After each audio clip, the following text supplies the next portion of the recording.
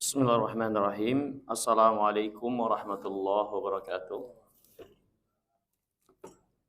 Alhamdulillah hamdan katsiran tayyiban mubarakan fih kama yuhibbu rabbuna wa yardah. Ashhadu an la ilaha illallah wahdahu la syarikalah wa ashhadu anna Muhammadan abduhu wa rasuluhu la nabiyya ba'dah, amma ba'd.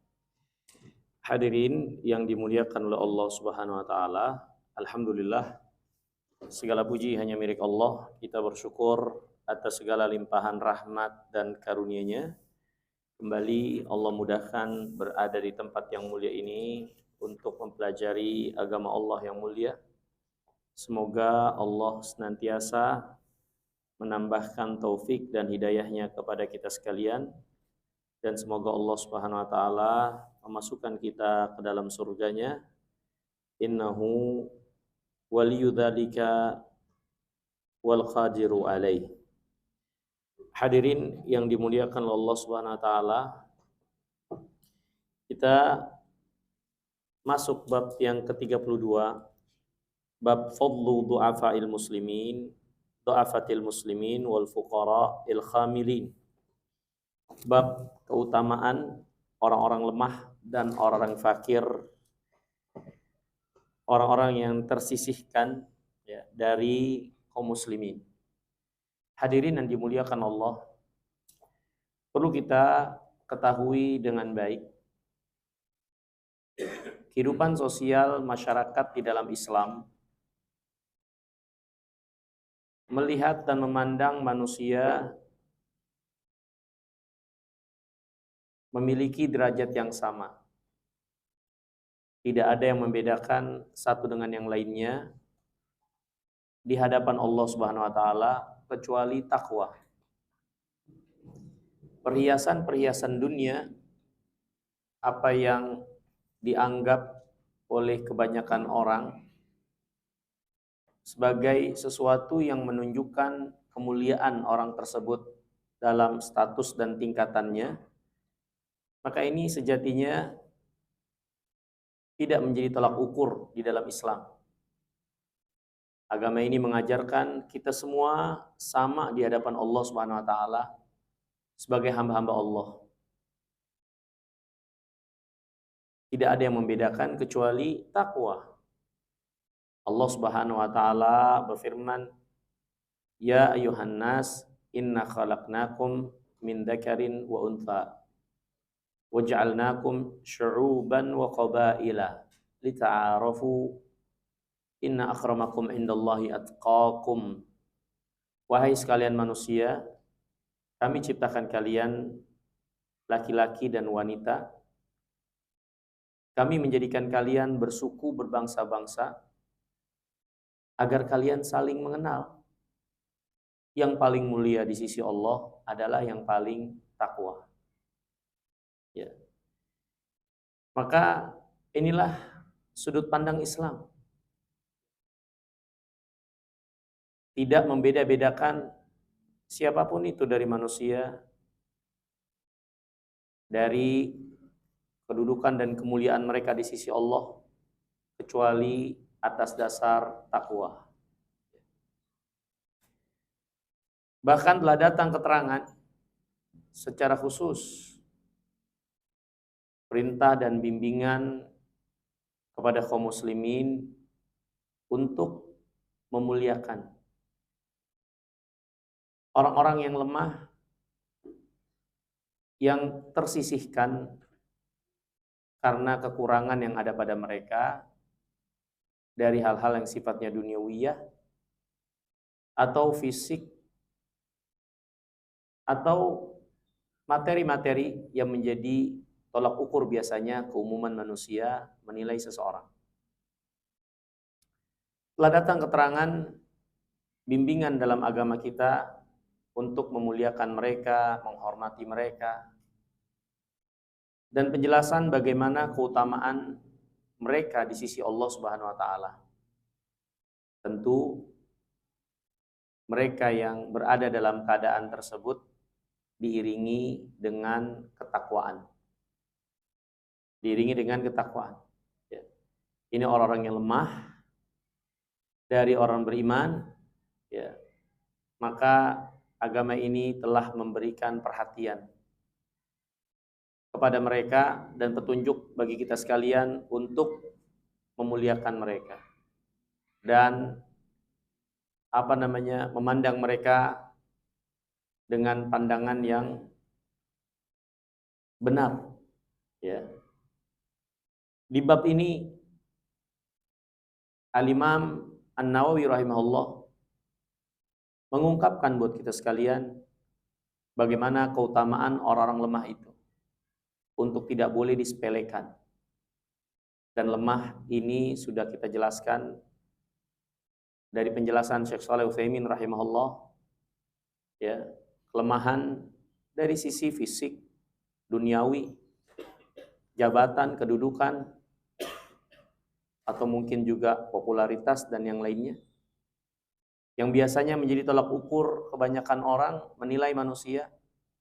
Maka orang-orang yang lemah, yang tidak berada pada ukuran kebanyakan penilaian orang, ya, maka terdapat kabar gembira bagi mereka untuk tidak berkecil hati dengan keadaan tersebut, dan terdapat petunjuk bagi semuanya untuk memperlakukan mereka sebagaimana mestinya, ya, sebagaimana petunjuk syariat yang datang untuk itu.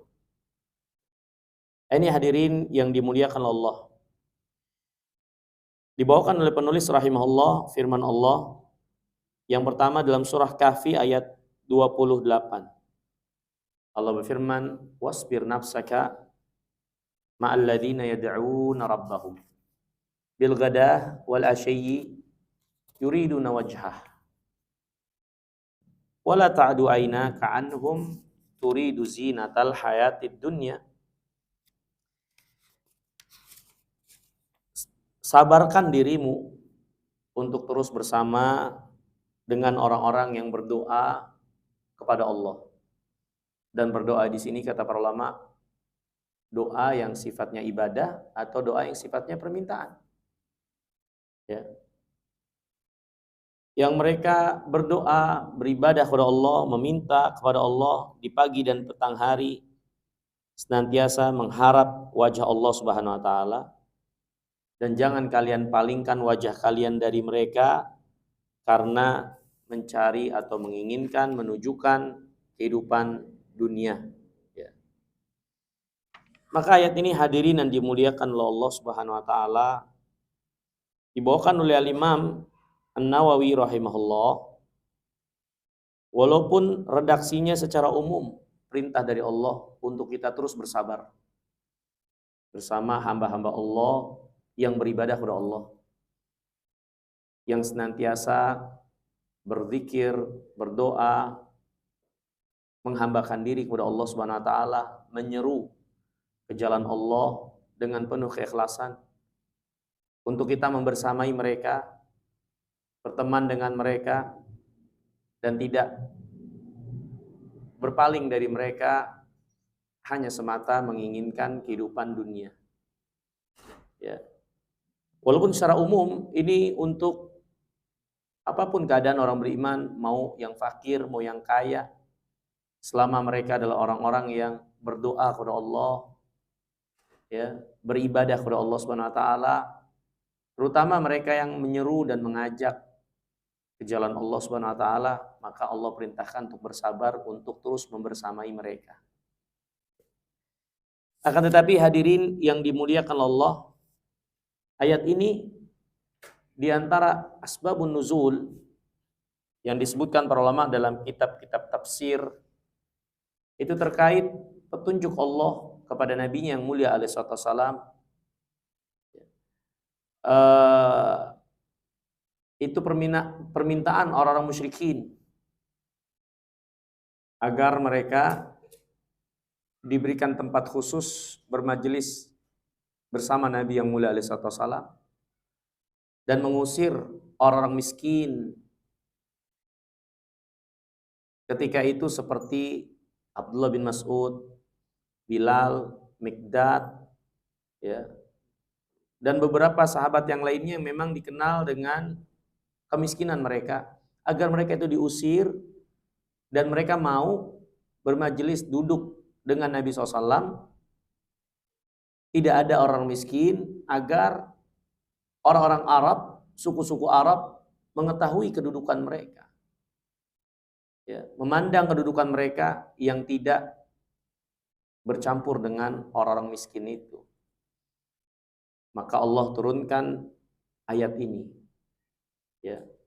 Dan juga dalam ayat yang lain Allah Subhanahu wa taala larang Nabi SAW untuk mengusir orang miskin itu untuk memenuhi permintaan tokoh-tokoh musyrikin, orang kaya di antara mereka, ya, agar bisa memiliki tempat khusus duduk bersama Nabi yang mulia alaihi wasallam. Allah larang.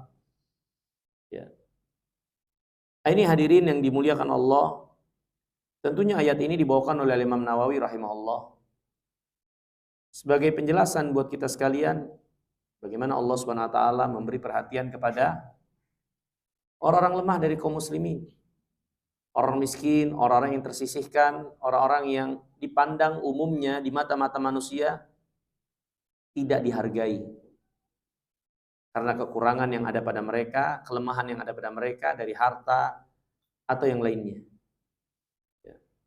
Padahal hadirin, orang-orang yang seperti itu semenjak zaman Nabi SAW, bahkan umumnya dari perjalanan para Nabi dan Rasul, justru orang yang seperti itulah yang menemani mereka. Yang konsisten, yang militan, yang jujur dan benar dalam membersamai para Nabi Allah di dalam agama. Kita saksikan itu. Yang jujur, konsisten, membersamai para Nabi dan Rasul dalam perjuangan, ya orang-orang yang dianggap lemah ini, orang yang tersisihkan, yang tidak terpandang, umumnya. Ya. Lihat para Nabi dan Rasul, ya, ketika mereka dikritisi seperti Nabiullah Nuh, yang para tokoh mengatakan, kami tidak melihat yang mengikutimu wahai Nuh kecuali orang-orang lemah kami. Ini orang lemah yang ada di masyarakat, bukan para tokoh. Ya, ini persaksian orang kaya, para pembesar dan tokoh kaum Nuh, sehingga mereka menolak ajakan Nabiullah Nuh. Nabi kita Muhammad alaihi salatu wasalam yang paling banyak terdahulu dan konsisten menerima dakwah Rasulullah siapa? Ya orang-orang lemah. Ada orang-orang kayanya, tersohornya, tapi dibanding orang-orang lemahnya, itu banyakkan orang lemahnya yang jadi pengikut utama terdahulu Nabi yang mulia alaihi salatu wasalam. Orang-orang seperti Bilal, Ammar bin Yasir, Suhaib Ar-Rumi, ya, Mikdad ibn Aswad.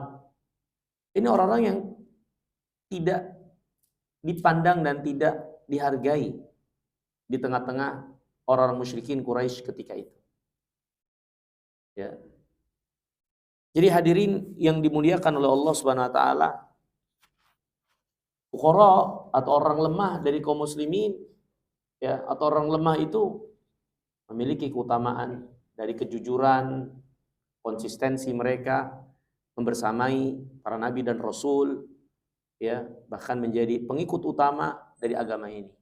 Dan Nabi SAW sendiri menjelaskan di yaumul qiyamah yang menjadi penghuni surga yang paling banyak ya orang-orang lemah. Ya, bahkan orang miskin 500 tahun masuk ke dalam surga lebih dahulu dari orang-orang kaya. Ya. Nah, ini hadirin yang dimuliakan Allah, kita akan banyak lagi dapatkan keutamaan-keutamaan itu, ya. Di antaranya hadis yang dibawakan oleh Imam An-Nawawi rahimahullah.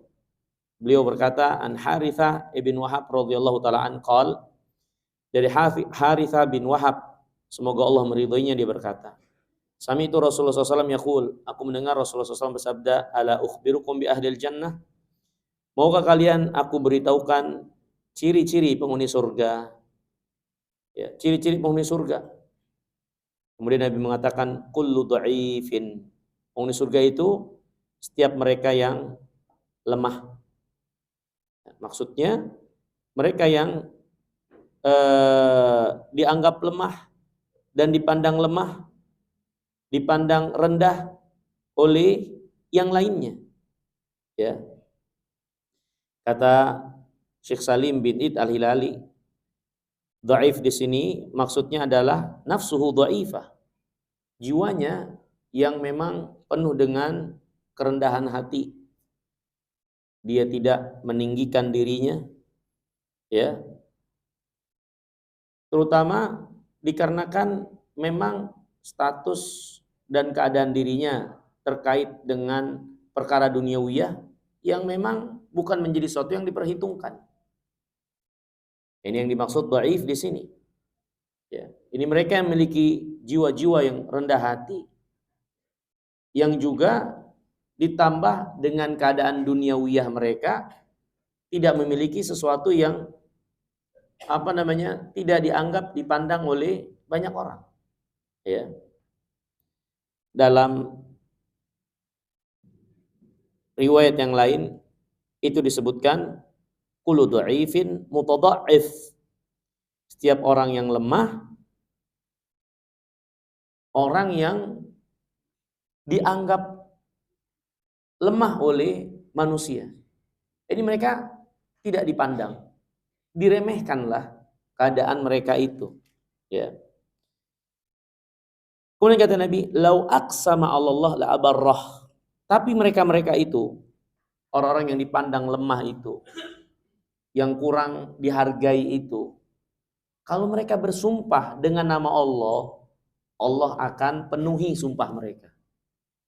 Ya. Karena kebenaran dan kejujuran apa yang ada pada mereka dari keimanan. Ya. Kemudian kata Nabi SAW, ala ukhbirukum bi ahlin nar.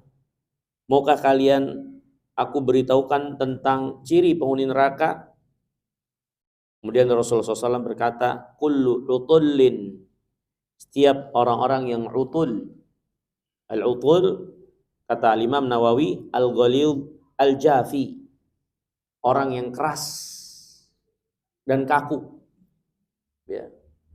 Keras, bengis lah, bisa kita katakan demikian. Jawalin, jawal, ya, kata para ulama, el-jamu, el-manu. Jawal itu orang yang senantiasa menuntut hak tapi lupa kewajibannya. Ya. Dia selalu yang dia lihat hak aja, bagian saya, tapi dia lupa akan kewajibannya. Ini jawab, kata para ulama. Ada lagi yang mengatakan jawab juga ad-dakhmul mukhtal fi misyatih. Orang yang congkak dalam perilaku, dalam berjalan, bicara. Ya. Ada lagi yang mengatakan, ya, jawab itu al-qasirul batin. Ya. Pendek dedek. Kan? Pendek dedek. Mungkin itu dari sisi fisiknya. Tapi ini bukan berarti orang yang fisik kayak gitu berarti itu ya. Ini kemungkinan-kemungkinannya. Ya. Ya. Seperti Dajjal, ya, di antara cirinya kata Nabi SAW kan seperti itu. Ya, dia agak pendek terus dedek. Tahu kan dedek? Makanan ayam. Kullu utullin jawadhin mustakbir. Ya, setiap utul jawad mustakbir. Mustakbir jelas. Ini sombong. Ya, sombong. Ini diantara ciri penghuni neraka. Hadis ini diriwayatkan oleh Imam Bukhari dan Muslim. Maka hadis ini hadirin yang dimuliakan Allah menjelaskan bagi kita sekalian keterangan dari Rasulullah SAW tentang ciri penghuni surga waktu mereka berada di dunia. Dan ternyata yang disebutkan oleh Rasulullah, ciri mereka yang utama, walaupun punya ciri-ciri yang lainnya tentunya, tapi dalam hadis ini ya disebutkan ciri secara khusus sifat yang ada pada mereka dari sisi pandangan, ya, pandangan penilaian manusia di mata mereka. Ya. Penghuni surga itu di antara ciri pandangan manusia kepada mereka, ya, mereka adalah orang-orang yang tersisihkan, dianggap rendah, disepelekan, ya, tidak dihargai oleh umumnya pandangan manusia terkait keadaan mereka yang berada dalam kelemahan, ya, bisa kelemahan fisik atau harta atau jabatan, kedudukan, popularitas, ya, hal-hal yang sifatnya duniawiyah. Maka ini diantara ciri penghuni surga itu waktu di dunia. Keadaan mereka yang tersisihkan dan tidak dinilai di pandangan manusia, tapi justru mereka itu punya nilai tersendiri di hadapan Allah, ya, karena kesungguhan mereka, kejujuran mereka, ketulusan mereka, ya. Nah, tentunya ini sesuai dengan maksud bab, keutamaan orang-orang lemah dari orang-orang beriman. Dan juga hadis ini juga memberikan petunjuk bagi kita sekalian, orang-orang yang lemah ini tidak semua yang lemah, tidak semua yang berada dalam kelemahan akhirnya mulia di sisi Allah. Ya. Mereka lemah dari sisi pandangan manusia, tapi mereka adalah orang-orang yang bernilai di sisi Allah karena keimanan mereka, ketaatan mereka. Sehingga mereka, kata Nabi, kalau bersumpah atas nama Allah, Allah tepati sumpah mereka. Maksudnya ketika mereka bersumpah, demi Allah, ya, begini dan begitu, ya, atau demi Allah, ya, seperti mereka menyumpahi sesuatu karena kezaliman yang mereka dapatkan, maka Allah SWT akan tepati apa yang menjadi sumpah yang mereka sebutkan itu. Ya. Jadi ini petunjuk bahwasanya setiap orang yang lemah, ya, tapi mereka yang lemah di saat yang sama mereka orang yang taat, beriman, ya, itu yang dimaksud yang memiliki kedudukan tersendiri di sisi Allah Subhanahu wa taala. Ya. Kemudian hadirin yang dimuliakan Allah, menarik buat kita di sini. Kata Syekh Salim bin Aid Al-Hilali rahimahullah, hadis ini menunjukkan juga tahammulul adza fillah sababun fi ijabatid du'a. Seorang yang tabah menghadapi gangguan di jalan Allah itu adalah sebab doanya mustajab. Jadi kalau kita memperjuangkan agama Allah, berjalan di jalan Allah, kemudian menerima gangguan-gangguan, ya sudah, biarin aja. Ya. Tidak perlu untuk terlalu diladeni. Sabar dan tabah, karena itu diantara sebab Allah bukakan banyak kebaikan, diantaranya doa mustajab. Ya. Orang ini, kata Nabi, kullu dhaif mutadha'af atau mutadha'if, setiap orang yang lemah dan dianggap lemah. Yang menunjukkan bagaimana mereka itu memang tersisihkan, ya, dan tertekan, disakiti. Mereka nggak bisa punya daya untuk membalas, melawan.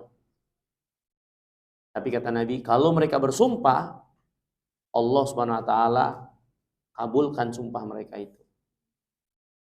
Hanya kata para ulama, tahammulul adza fillah, seorang tabah di jalan Allah ketika mendapat gangguan, maka itu sebab doanya mustajab. Tapi dengan posisi dia bukan sebagai orang yang zalim. Kalau orang yang zalim, dia doa, ya, maka bagaimana Allah mengijabah doanya? Dan hadirin yang dimuliakan Allah, ini bukan untuk merendahkan, mendiskreditkan. Tapi ini sebagai koreksi dan evaluasi. Syekh masyhur Hasan Salman, ya, beliau menyebutkan, menukil perkataan sebagian dai atau orang alim, ya. Pertanyaan besar buat kita sekalian. Kenapa kaum muslimin yang tertindas, mereka pastinya berdoa, tapi pertolongan tidak kunjung datang. Ya, mereka terus berada dalam ketertindasannya padahal mereka berdoa kepada Allah. Kenapa demikian? Kenapa doa-doa ini nampak seperti tidak berpengaruh dengan apa yang menjadi keadaan mereka? Maka dijelaskan bahwasanya ya karena kita berada dalam keadaan zalim. Kita mendoakan orang-orang zalim itu, ya kitanya juga zalim. Kita berada dalam keadaan kezaliman, meninggalkan agama Allah, ya, jauh dari agama Allah, nggak ngerti tentang keimanan, meninggalkan sholat. Betapa banyak sunnah Nabi SAW kita tinggalkan, kitanya zalim. Maka ini diantara evaluasi.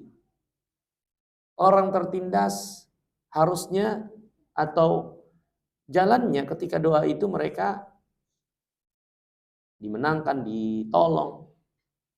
Tapi mengapa keterlambatan ini ya cukup lama didapatkan? Ya karenanya kitanya zalim. Karena kitanya zalim. Maka ini jadi evaluasi buat semuanya. Ya. Dengan apa yang menjadi keadaan kita, ya kitanya juga yang jauh dari agama Allah, durhaka kepada Allah, belum lagi kesyirikan-kesyirikan yang banyak terjadi. Ya, belum lagi pelanggaran-pelanggaran yang dilakukan. Ini sebab yang harus menjadi perbaikan diri. Ya, ketika kita lihat keterlambatan, ya, pertolongan itu untuk didapatkan. Dan Nabi yang mulia SAW sendiri pernah menjelaskan bagaimana umat ini banyak tapi ibarat buih yang tidak memberi dampak, ya, keberadaannya bagi keadaan yang ada. Itu ketika mereka meninggalkan agamanya, ketika mereka lebih cinta kepada dunianya dan takut mati, lupa kepada akhirat. Ya. Mereka tinggalkan apa yang Allah wajibkan. Mereka tenggelam dengan dunia dan mereka lupa akan akhirat. Maka itu menjadikan akhirnya musuh-musuh mereka menjadi pemangsa yang memangsa mereka dengan mudah. Ya. Ini hadirin yang dimuliakan oleh Allah Subhanahu wa taala. Walhal intinya jika seorang disakiti di jalan Allah, ini sebab doanya mustajab. Tapi kalau dia dalam keadaan zalim, maka jangan salahkan siapa-siapa kalau doanya juga jadi terhalang. Ya. Kemudian selanjutnya hadis ke 253. Berkata Imam Nawawi rahimahullah an Abil Abbas Sahal ibn Sa'ad As-Sa'idi radhiyallahu taala an. Dari Abil Abbas Sahal bin Sa'ad As-Sa'idi, semoga Allah meridhoinya, dia berkata, marra rajulun ala Nabi SAW faqala li rajulin indahu jalisun. Seorang lewat di hadapan Rasulullah SAW dan ada orang yang berkata kepada seorang di sampingnya, ma ra'yuka fi hadha. Ya, jadi ada orang lewat, terus ada ada orang yang ikut duduk di situ bersama Nabi SAW berbincang. Apa pendapatmu tentang orang yang barusan lewat? Ya, kata orang ini, rajulun min asyrafin nas. Hadza wallah hariyun in khataba an yunkah wa in syafa'a an yusyaffa. itu adalah orang yang terpandang, ya, terpandang oleh manusia. Orang itu demi Allah, kalau dia melamar, meminang, pasti nggak bakal ditolak, pasti akan dinikahi. Gimana orang bakal menolak pinangan orang terpandang seperti itu? Dan orang yang terpandang itu tuh yang barusan lewat, kalau dia memberi rekomendasi, pasti rekomendasinya akan diperhitungkan. Fasakata Rasulullah sallallahu wasallam alaihi. Nabi mendengar percakapan itu, Nabi diam. Tsumma marra rajulun akhar. Kemudian lewat orang lain berikutnya. Faqala lahu Rasulullah SAW. Maka ketika itu Nabi bersabda kayak gini. Ma ra'yuka fi hadha? Apa pendapatmu tentang orang yang lewat yang kedua kali itu? Maka orang itu menjawab, ya Rasulullah, hadha rajulun min fuqara'il muslimin. Ya Rasulullah, itu mah orang fakir dari fuqara' muslimin. Hadha hariyun in khataba alla yunkah. Orang yang kayak gitu, kalau dia melamar, orang gak bakal mau nikahin dia. Bakal ketolak, miskin. Wa in syafa'a alla yusyaffa. Kalau dia beri rekomendasi, ya karena orang gak kenal dia, gak tahu dia, gak punya kedudukan juga, gimana rekomendasinya mau diterima. Wa idza qala alla yusma' li qauli. Dan kalau dia bicara, orang juga paling gak mau dengar. Karena orang itu nampak tidak bernilai di mata manusia atau diremehkan lah. Maka Rasulullah SAW bersabda, hadza khairun min mil'il ard mithli hadza. Orang ini nih yang kedua, itu lebih baik dari bumi dan seisinya. Orang yang kedua ini, itu lebih baik dari bumi dan seisinya. Ya, padahal yang kedua itu ya dikatakan sebagai orang miskin, orang yang gak terpandang, ya, orang yang diremehkan. Kalau dia melamar, dia bakal ditolak. Kalau berekomendasi, bahkan ngomong aja gak bakal ada yang dengar. Tapi orang itu, kata Nabi, itu lebih baik dari dunia atau dari bumi dan isinya. Maka hadis ini, hadirin yang dimuliakan Allah, memberikan pelajaran buat kita sekalian. Ya, di antaranya kata Syekh Salim bin Id al-Hilali, ashabu Rasulullah SAW kanu mulazimin lahu la yufariqunahu hatta la yafutuhum minal khairil ladhi indah. Para sahabat Nabi SAW itu senantiasa membersamai Rasulullah, duduk bersama Nabi, ya mereka berbincang juga bersama mereka, ya berkomunikasi, tapi mereka membersamai Nabi yang mulia alaihi wasallam, sehingga tidak luput dari kebaikan, ya, dengan sebab kebersamaan mereka dengan Rasulullah sallallahu wasallamu alaihi. Itulah para sahabat radhiyallahu taala anhum, ya. Hadis ini juga memberikan pelajaran, kata Syekh Salim, Allah la yandur ila suwarin nas wa amwalihim wa ahsabihim wa ansabihim. Allah tidak menilai, memandang manusia dari perkara dunia yang ada pada mereka, fisik, harta, kedudukan, jabatan. Allah nggak nilai manusia dari perkara dunia yang mereka miliki. Ya. Dengan dalil, lihat bagaimana ketika orang yang pertama lewat, orang yang kedua lewat, kemudian Nabi mengatakan yang kedua itu lebih baik dari dunia dan isinya. Ya. Nah, tentu di sisi Allah Subhanahu wa taala. Kemudian yang ketiga di antara pelajaran dari hadis ini, kata Syekh Salim, ada mustihana bil fuqara wal akhfiya wal atqiya. Hendaklah kita jangan meremehkan orang-orang miskin yang tidak terpandang, yang kurang diperhatikan, ya, dari kaum muslimin yang bertakwa kepada Allah.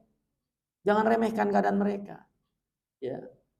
Kadang kita lebih memperdulikan, mendekati, melayani orang kaya, ya, dan kurang peduli dan sedikit meremehkan, melayani, membersamai orang miskin. Ya. Nah, ini pelajaran. Ya. Bahkan bagi dai pun terdapat pelajaran besar. Bagaimana Nabi yang mulia alaihissalam akhirnya dilarang oleh Allah menuruti permintaan orang kaya untuk menyingkirkan orang-orang miskin dengan mengkhususkan majelis itu hanya untuk mereka. Ya. Ini hadirin yang dimuliakan Allah.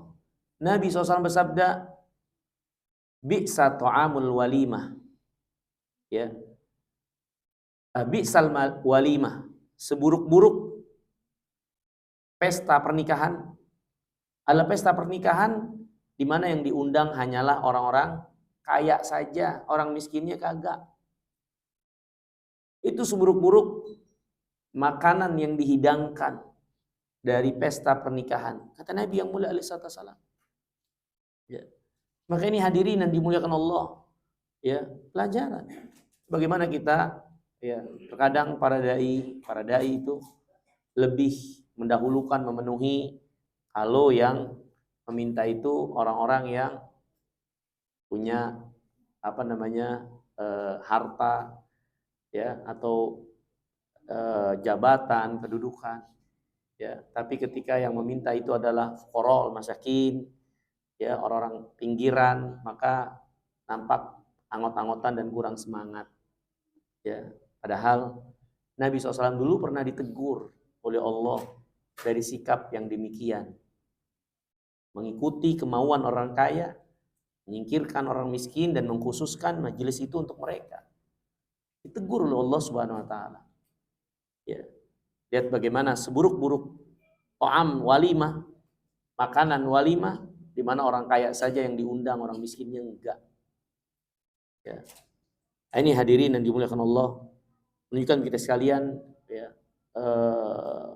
pentingnya untuk memberi perhatian pada orang-orang yang kurang diperhatikan dan dinilai di mata-mata manusia. Memperhatikan keadaan mereka, kebutuhan mereka, apa yang bisa kita bantu untuk mereka. Bahkan, ya, para ulama, ya, menjelaskan bagaimana orang-orang yang tidak terpandang ini sejatinya adalah kanzun azim, perbendaharaan atau simpanan yang besar untuk kita raih keutamaan yang besar dengan berbuat baik kepada mereka. Justru kesempatan besar. Ya. Kalau kita kenal, tahu ada orang-orang yang seperti itu. Lihat Nabi SAW bersabda, as-sa'i alal armalah wal miskin kal mujahid fisabilillah. Wa fi riwayatin qasaim allati la yaftur wal qa'im allati la yanam. Orang yang berusaha untuk janda dan orang miskin itu seperti orang yang jihad di jalan Allah. Dalam riwayat yang lain, seperti orang yang puasa terus-menerus, seperti orang yang sholat sepanjang malam. Ya. Ini orang yang berusaha untuk kebaikan orang-orang yang lemah ini, dari para janda, orang-orang miskin. Jadi mereka itu kanzun azim. Ya. Istilah kita tuh simpanan yang permata, ya, berlian, untuk kita ambil kesempatan bukan memanfaatkan mereka, tapi berbuat baik kepada mereka. Ya, ketika kita tahu, melihat, ya, mereka, ya, justru kesempatan. Oh, ini kapan lagi? Ya, kapan lagi Allah bukakan buat kita bersama orang-orang itu, kenal orang-orang itu, ngelihat orang itu, ya, untuk kita bisa bantu apa yang bisa kita berikan, apa yang bisa kita bantu mereka untuknya, ya. Bukan malah dengan pandangan yang merendahkan nilai mereka. Ini salah. Justru pandangan yang diajarkan oleh Islam, mereka-mereka itu adalah kanzun azim, ya, perbendaraan, ya, harta karun yang besar untuk kita berbuat baik kepada mereka. Kemudian hadirin yang dimuliakan Allah, hadis ini juga memberikan pelajaran bagi kita sekalian. Ini pelajaran juga ya, menarik, yaitu laki matalil urf as-sa'id alladhi yukhaliful mikyas syar'i. Tidak ada harga, tidak ada nilai bagi pandangan kebanyakan orang, kebiasaan mereka, pandangan mereka, adat mereka kalau menyelisihi syariat. Orang-orang umumnya melihat dan memandang orang kaya, terpandang punya harta, mulia, melamar, dinikahi, memberi rekomendasi, diluluskan. Itu kan pandangan umumnya orang. Ya. Tapi Nabi SAW ketika datang orang yang kedua, ini yang lebih baik dari bumi dan yang semisalnya. Maka ini menunjukkan pandangan-pandangan umumnya manusia. Adat, kebiasaan, kultur, apapun itu. Yang menjadi suatu pandangan perjalanan mereka. Kalau itu tidak sejalan dan bertolak belakang dengan nilai-nilai syariat, maka itu tidak boleh diperhitungkan. Tidak boleh diperhitungkan. Ya, atau nggak boleh diikuti, ya. Ini bahkan nggak ada harganya, ya. Nah, ini perlu kita pahami, ya. Kadang sebagian orang masih melihat bahwasanya adat itu harus dan lebih didahulukan daripada syariat. Mereka lebih takut menyelisihi adat daripada menyelisihi syariat. Kalau menyelisihi adat itu udah kayak mau mati, keringat jagung, malu. Tapi giliran nggak sholat, maksiat, ya, melanggar aturan Allah dan Rasulnya, wah itu kayak nampak tenang dan biasa-biasa saja. Ya, ini banyak sebagian orang masih seperti itu, dan ini nggak boleh. Ya, lihat Nabi yang mulia SAW, bagaimana beliau mengajarkan. Ini yang menjadi pandangan umumnya orang ya memang seperti itu. Tapi ternyata yang ini itu lebih baik dari dunia dan yang semisal dengan bumi. Ya. Kemudian hadirin yang dimuliakan Allah,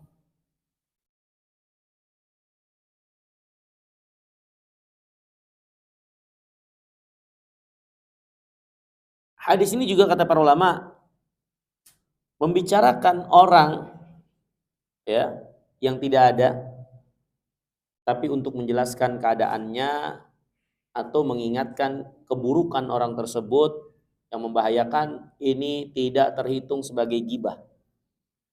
Nabi dan orang itu kan lagi bicarain orang tuh. Tapi pembicaraan itu kalau memang gibah, Nabi paling jauh dari melakukannya pasti. Tapi kenapa Nabi SAW melakukan? Ini karena ada satu kepentingan berarti ya untuk menjelaskan keadaan orang tersebut. Ya, ini menunjukkan ada nilai tersendiri yang penting untuk diperhatikan, bahwasanya tidak selamanya membicarakan orang lain di belakangnya itu menjadi suatu gibah.